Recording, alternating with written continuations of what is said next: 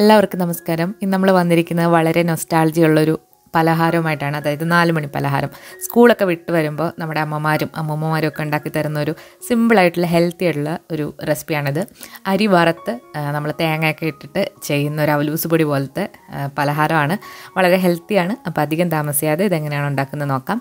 അപ്പോൾ അതിന് വേണ്ടിയിട്ട് നമ്മളിവിടെ 1 കപ്പ് മട്ട അരിയാണ് എടുത്തിരിക്കുന്നത്. നന്നായിട്ട് ഒരു 3 വെള്ളത്തിൽ കഴുകിയതിന് ശേഷം ഒരു അരിപ്പയിലിട്ട് നന്നായിട്ടൊന്ന് അതിൻ്റെ വെള്ളമൊക്കെ ഒന്ന് മാറ്റിയെടുത്തതാണ്.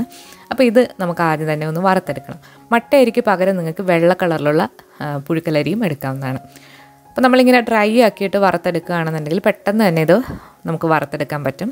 വെള്ളത്തോടു കൂടി തന്നെ ഇടുകയാണെന്നുണ്ടെങ്കിൽ കുറച്ചുകൂടെ സമയം എടുക്കും ഇത് വറുത്ത് കിട്ടാനായിട്ട്. മീഡിയം ഫ്ലെയിമിലിട്ട് ഇളക്കിക്കൊണ്ടേ ഇരിക്കുക. ഒരു 10 മിനിറ്റ് പോലും വേണ്ട, അതിന് മുന്നേ ഇത് നന്നായിട്ട് വറുത്ത് കിട്ടും.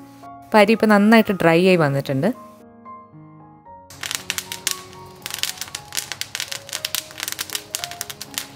ഒരു 5 മിനിറ്റൊക്കെ കഴിയുമ്പോഴത്തേക്ക് അരി പൊട്ടിയിട്ട് നന്നായിട്ട് സൗണ്ട് കേൾക്കാൻ തുടങ്ങും.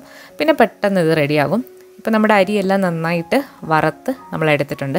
അപ്പോൾ ഇനി ഇത് നമുക്ക് തീ ഓഫ് ചെയ്തതിന് ശേഷം നന്നായിട്ടൊന്ന് തണുക്കാനായിട്ട് മാറ്റി വെക്കാം. ആയോന്ന് നോക്കാൻ വേണ്ടിയിട്ട് നമ്മൾ 1-2 എടുത്തൊന്ന് കഴിച്ച് നോക്കുക. കഴിച്ച് നോക്കുമ്പോൾ അത് നല്ലൊരു ഫ്ലേവറോട് കൂടിയിട്ട് നന്നായിട്ട് പൊടിഞ്ഞു വരും. അപ്പോൾ നന്നായിട്ട് തണുപ്പിച്ച് നമ്മൾ എടുത്തിട്ടുണ്ട്. ഇനി ഇത് 2 തവണകളായിട്ട് മിക്സിയുടെ ചെറിയ ജാറിലിട്ട് നന്നായിട്ടൊന്ന് പൊടിച്ചെടുക്കാം. പൊടിക്കുമ്പോൾ നന്നായിട്ട് തന്നെ ഒന്ന് പൊടിച്ചെടുക്കണം. ചൂടാറിയതിന് ശേഷം മാത്രം മിക്സിയുടെ ജാറിലേക്ക് ഇടുക. ഇപ്പോൾ നമ്മൾ നന്നായിട്ട് ഇത് പൊടിച്ചെടുത്തിട്ടുണ്ട്. ഇത് നമുക്കിനി ഒരു പാത്രത്തിലേക്ക് മാറ്റാം. ഇപ്പോൾ 2 തവണകളായിട്ട് നമ്മൾ അരി മൊത്തം ഒന്ന് പൊടിച്ചെടുക്കാം.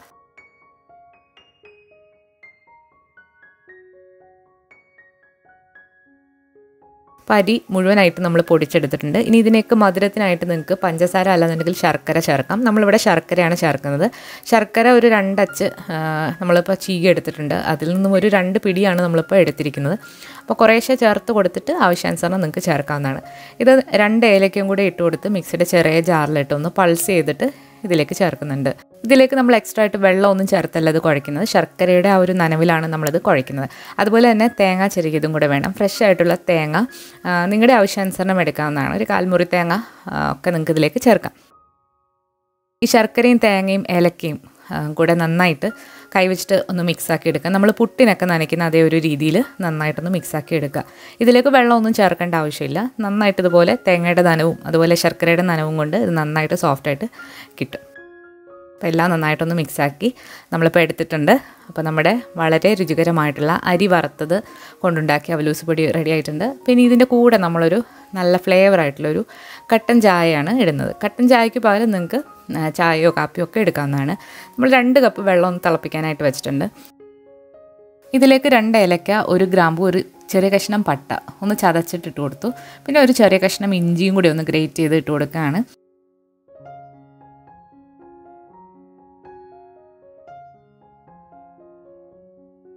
ഇനി ഇതിലേക്ക് നമുക്ക് ആവശ്യത്തിനുള്ള പഞ്ചസാര ചേർക്കാം.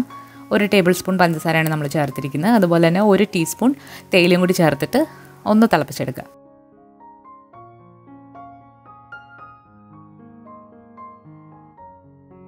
അപ്പോൾ നന്നായിട്ട് തിള വന്നിട്ടുണ്ട്. ഇനി തീ ഓഫാക്കിയതിന് ശേഷം കുറച്ച് നേരം ഇതൊന്ന് അടച്ചു വെക്കാം.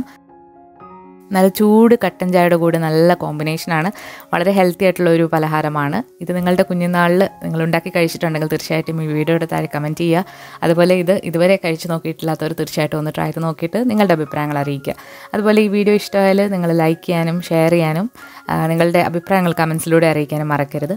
പുതിയ റെസിപ്പി വീഡിയോകളുമായിട്ട് നമുക്ക് വീണ്ടും കാണാം. താങ്ക്